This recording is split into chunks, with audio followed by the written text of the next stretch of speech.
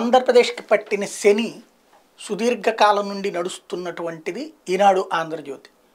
తెలుగుదేశానికి అనుకూలంగా రాసుకోవచ్చు, తప్పే లేదు.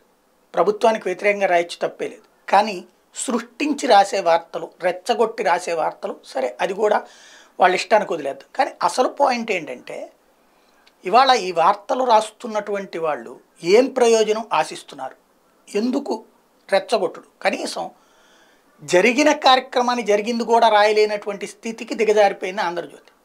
ఈనాడు కూడా ఈ మధ్య ఆంధ్రజ్యోతితో పోటీ పడుతుంది దిగజారుడుతనంతో. నిన్న ఆడుదాం ఆంధ్ర ప్రోగ్రాం స్టార్ట్ అయింది. ముందు రోజునే విషయం చెమ్మింది ఈనాడు, అయిపోయిన తర్వాత జరిగే రోజున విషయం చెమ్మింది జ్యోతి, ఇవాళ విషయం చెబుతుంది జ్యోతి. రకరకాలైనటువంటి 30 లక్షల మంది ఆడటానికి రెడీ అయ్యారంటే ఆషామాషి వ్యవహారమా? 30 లక్షల మంది ఆషామాషి వ్యవహారమా? కానీ దాంట్లో సకల రకాలైనటువంటి వివాదాలు సృష్టిస్తూ ఉంటుంది. క్రీడాకారులను రెచ్చగొట్టాలి, క్రీడాకారులను విసిగించాలి, అసహ్యం పుట్టించాలి, రావడానికే చిరాకు పుట్టించాలి. అంతే తప్పించి క్రీడల ప్రోత్సాహం ఉండదు. ఇదే చంద్రబాబు పెట్టుంటే విజనరీ, భవిష్యత్తులో క్రీడాకారులను తయారు చేయడానికి ఆయన తయారు చేసినటువంటి ప్రణాళిక, ఇంతకంటే బుర్రన్న ఆయన ఇంకొకటి ఎవడన్నా ఉంటాడా అంటూ రకరకాలు వేస్తుంటుంది.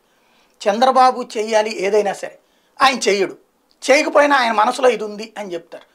ఆయన టిట్కో ఇల్లు కట్టిద్దామని ఆయన మనసులో ఉంది, పూర్తి కాకపోయినా బాబు మనసులో అనుకున్నాడు కదా. దేశాన్ని ప్రపంచంలోనే నెంబర్ 1గా నిలబెడదామని చంద్రబాబు అనుకున్నాడు. ఆయన ఏం చేయడు, కానీ చేసినట్టు జరిగేయన్నీ ఆయన వల్లనే నేను భ్రమించాలి. ఇలాంటి తము ఒక భ్రమల్లోకంలో ఉంటూ అందరినీ భ్రమల్లోకంలో బ్రతకమని చెప్పేటటువంటి దౌర్భాగ్య స్థితి వీళ్ళే ఆంధ్రాకి పట్టినటువంటి శాపం.